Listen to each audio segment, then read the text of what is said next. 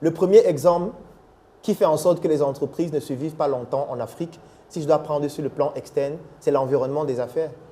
L'environnement des affaires n'est pas défini par un jeune. Comment est-ce qu'un jeune fait pour accéder à un crédit? Quelles sont les conditions pour obtenir un crédit ici au Burkina Faso?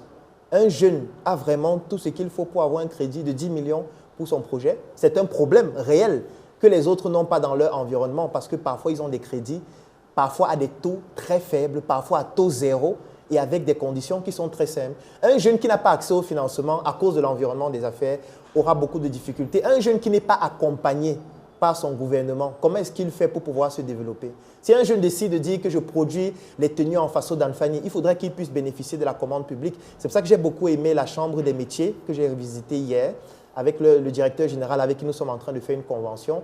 J'ai aimé de savoir que le Burkina Faso est en train de mettre en place une sorte d'agrégation des artisans pour leur permettre de bénéficier de la commande publique. Ça, c'est très intéressant comme politique et qu'il faut pouvoir amplifier. Est-ce qu'il faut compter toujours sur la commande publique? Ça fait partie des éléments sur lesquels le jeune entrepreneur doit pouvoir s'appuyer parce que c'est d'abord son pays.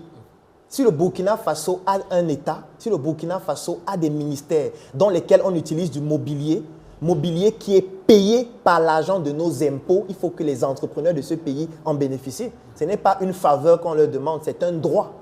Ça veut dire qu'on ne peut pas créer une chaîne comme BF1.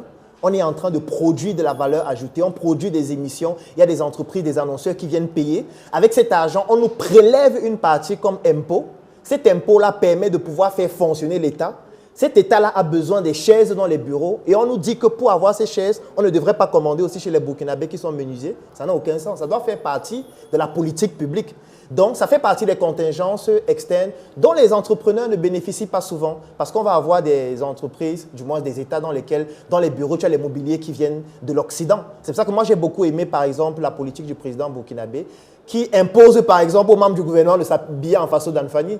Oui, parce qu'on doit pouvoir promouvoir l'industrie locale si on veut même en contrepartie avoir plus d'impôts pour pouvoir avoir plus d'argent pour financer l'économie, financer l'éducation, financer la santé.